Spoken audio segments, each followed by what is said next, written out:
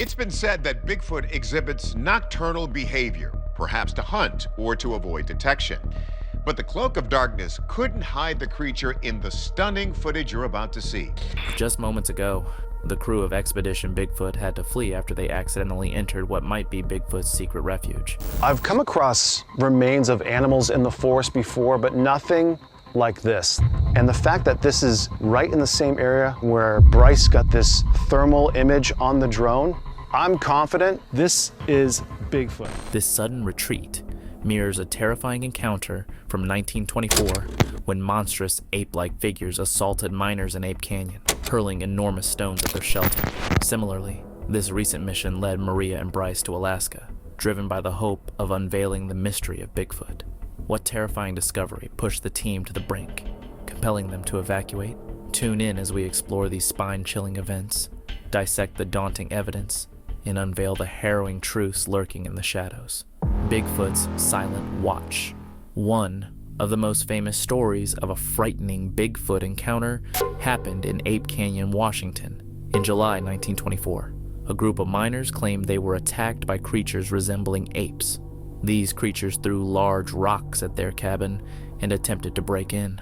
The miners had to fire their guns to defend themselves, injuring one of the creatures, which prompted the rest to flee. I would imagine is the exact same way Bigfoot would conduct business. They take the high ground because tactically, that is the place you want to be in any given situation. That same year, a man named Albert Osman claimed he was kidnapped by Bigfoot while sleeping in his camp in British Columbia. He reported that Bigfoot carried him off in his sleeping bag to a remote location, where he spent several days with a Bigfoot family before finally escaping. That night, another voice broke the silence, recounting eerie howls and shadowy figures lurking in the darkness. But how dangerous is Bigfoot, really? The Expedition Bigfoot team faced many terrifying situations while on Prince of Wales Island in Alaska.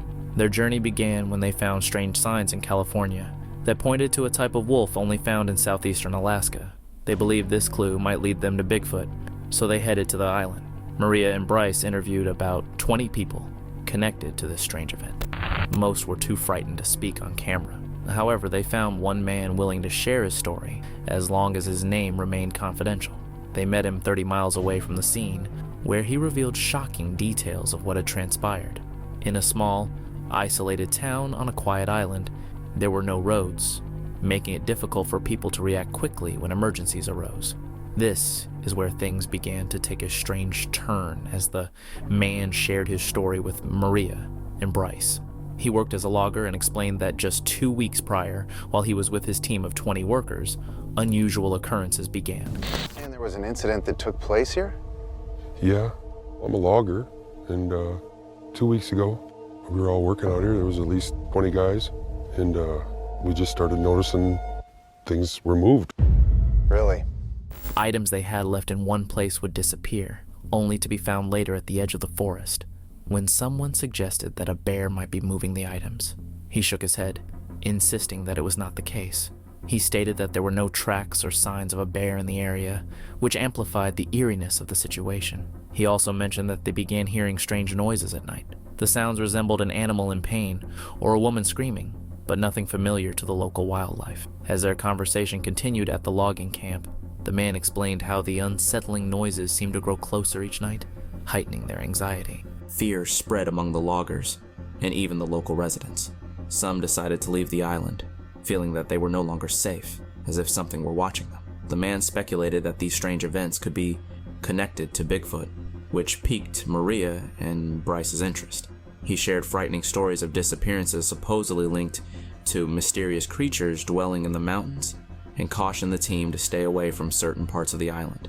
Intrigued and excited by these accounts, the team prepared for a serious investigation. They had heard numerous reports of Bigfoot sightings in the area, so they packed advanced equipment, including drones that could detect unusual smells like rotting meat or wet dogs, scents that could indicate Bigfoot was nearby.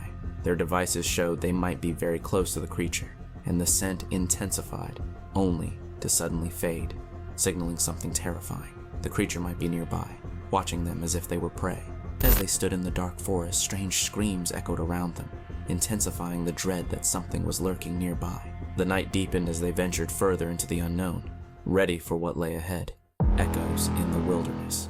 In a place like no other, their hearts raced with sudden fear as a chilling howl pierced the air, sounding as if it came from a creature in distress. The sound reverberated off the trees, filling the once quiet surroundings. It appeared to emanate from near the water, highlighted on their map. Continuing the eerie cries, they heard rustling above them that ceased as abruptly as it started. By this point, they knew this was no ordinary animal. It was neither wolf nor bear. No known wildlife produced such sounds. The cries bore an unsettling resemblance to the desperate screams of a human. Johnson observed how the second scream oddly resembled that of a person, deepening the unease among the team. As the weight of those warnings settled upon them, Russell cautioned his team to remain vigilant. They pressed on, their flashlights barely piercing the darkness of the dense forest. The strange cries persisted, accompanied by a peculiar smell that hung in the air. This once busy construction site had become deserted, abandoned after legends and strange incidents scared workers away. Driven by curiosity and a hint of recklessness, Russell's team pressed deeper into the woods, seemingly drawn toward the unknown. But then it struck them. I'm seeing branches that are broken off and torn off at an 8 and 9 foot level. There's no other animals in the forest that does it. There was no trace of it on the ground or among the trees. Shocked, they reviewed old footage and realized the hide had been 20 feet off the ground. No bear could have done that without leaving a mark. This made Russell admit that whatever was out there was smarter than they thought. It had somehow tricked them, using a distraction to reclaim its possession without them noticing. With a worried voice, Russell said, "Something clever is watching us, staying just out of reach of our lights." Their night in the wilderness became a game of nerves. Every little sound and shifting shadow made them jump as they faced the unknown with a mix of fear and curiosity. As the team advanced through the shadowy corridors, a pervasive sense of unease took hold. It felt as though the very walls whispered secrets into the chilly night. Among them, one of Russell's colleagues confessed a nagging suspicion. They were not alone in this venture. This revelation hung thick in the air, like a dense fog, prompting a unanimous decision to bolster their confidence and ensure their safety. They resolved to enlist Zach, a security officer, for their ensuing visit. The next day promised an added layer of security, but the mysterious aura of the place lingered, unshaken. As experienced researchers, they knew that last night's heavy rain had softened the ground. This gave them hope of finding footprints. Eager to discover any clues, they searched the large area carefully, but it turned out to be harder than they expected. They came across bear tracks everywhere, making it difficult to spot any signs of the creature they were looking for. Yeah, it definitely stands out. You know, the first thing I think of is, okay, all these branches in the rain, a lot of stuff's fallen. Yeah. Because a lot of these trees have that around it. Yep. Zach explained. He noted that the bears were attracted to the fresh plants that had sprung up after the rain. That's why there were so many tracks around. He assured the team that the bears wouldn't pose much of a problem during the day. Mara, another member of the team, reminded everyone that this was the first time they needed armed guards on an expedition. The team had dealt with areas filled with bear activity before, but Alaskan bears were bigger, more aggressive, and less accustomed to humans. This made them much more dangerous.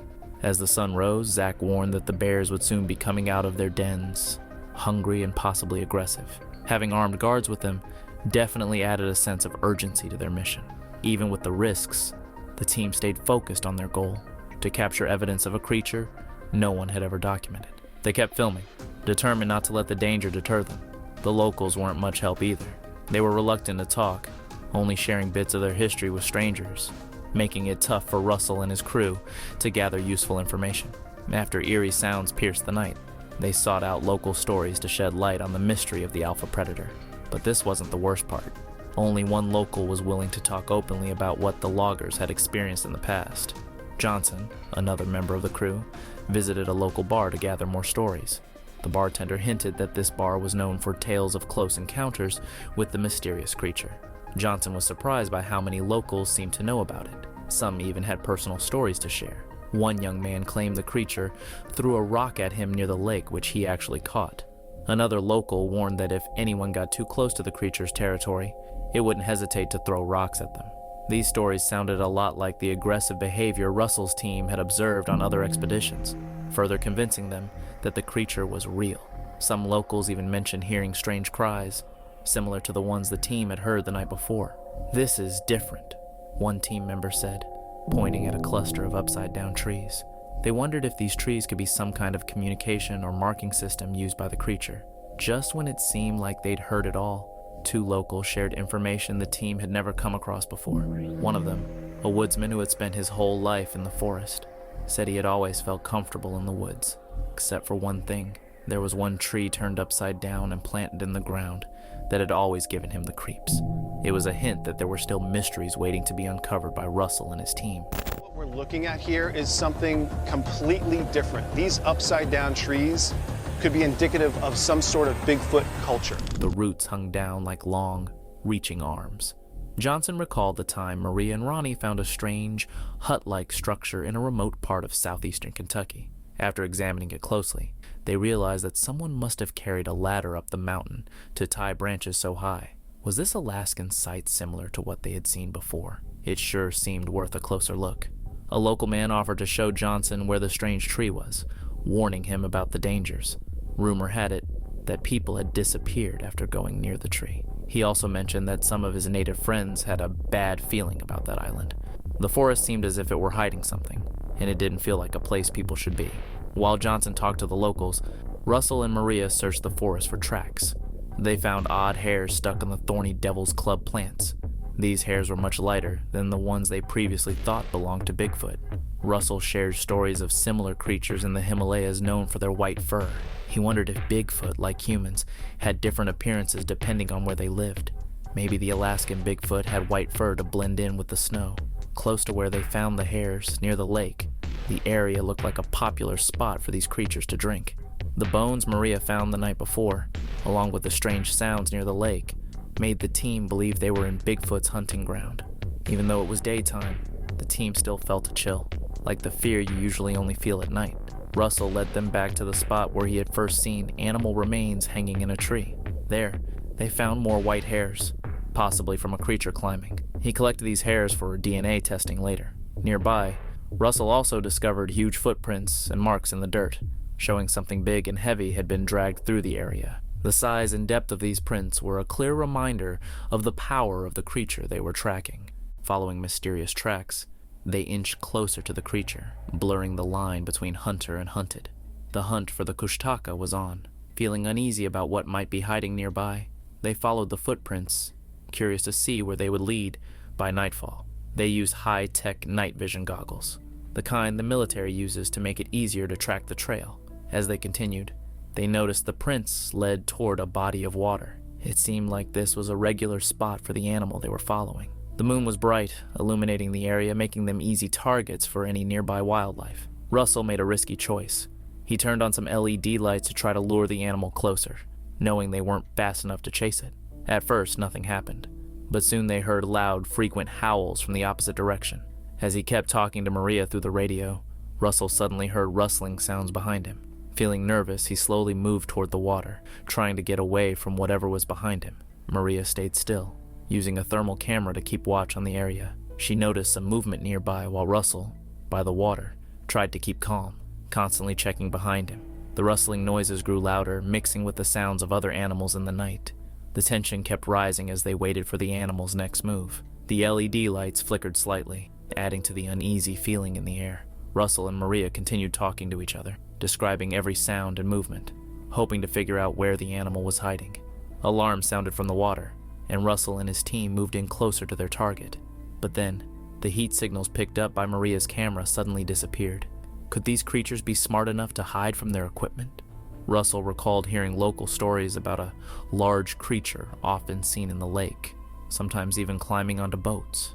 It sounded a lot like the kushtaka, a being from Alaskan indigenous legend. People talked about its strange cries and how it could mess with your mind. The stories always ended badly, with those who encountered the creature meeting a tragic fate. While these were just local tales, more evidence was piling up. The strange cries, the sneaky movements, and the remains they had discovered all pointed to something unusual. One thing was clear: they were no longer safe. Leaving wasn't an easy decision, but they had no choice. The danger was too great. Every minute they spent in the forest increased their risk, not just from dangerous animals, but possibly from the legendary creature itself. And things were getting worse. Russell's team began reporting unsettling incidents, objects being thrown at them, dark shapes lurking nearby at night, and the strange sounds growing louder and closer. Now we listen.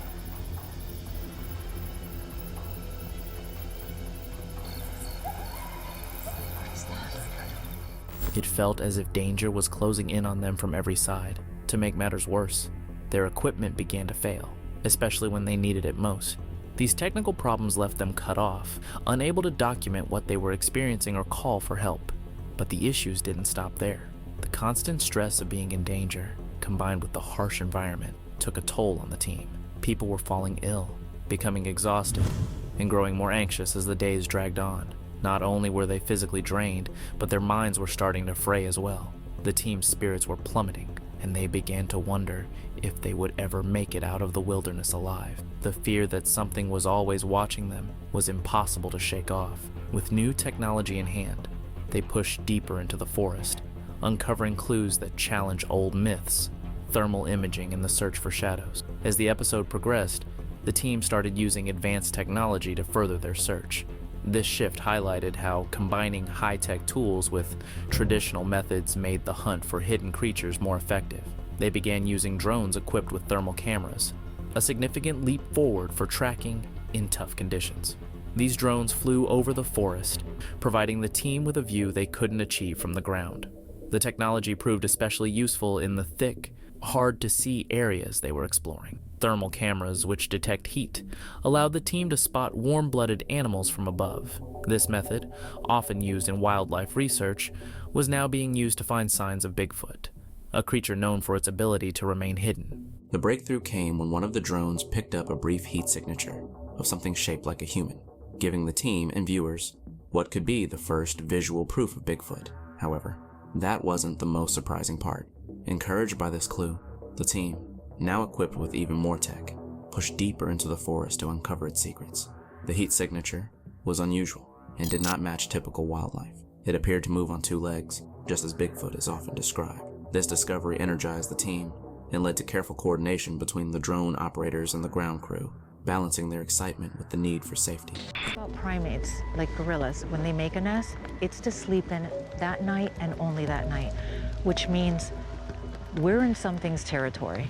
And having two nests this close to each other, we could be looking at a family group. This blend of modern technology and expert knowledge provided the team with a better chance of finding something extraordinary. Utilizing advanced tools allowed them to safely cover rough terrain and maintain a distance from dangerous animals. As they followed the fast-moving figure toward a glacier, they stumbled upon a critical clue, perhaps a new potential habitat for such elusive creatures, hidden and isolated, offering food and shelter. The journey to the glacier also sparked new ideas about how Bigfoot might live and survive in harsh conditions, which helped the team think ahead for future expeditions. This episode, with its emphasis on using thermal cameras and drones, brought a fresh approach to exploration, demonstrating that modern tools can aid in uncovering evidence that challenges the old stories about mysterious beings. But the biggest twist was yet to come. As the Expedition Bigfoot series progressed, technology helped clarify some myths and brought us closer to understanding Bigfoot. What other mysterious creatures might be lurking undiscovered?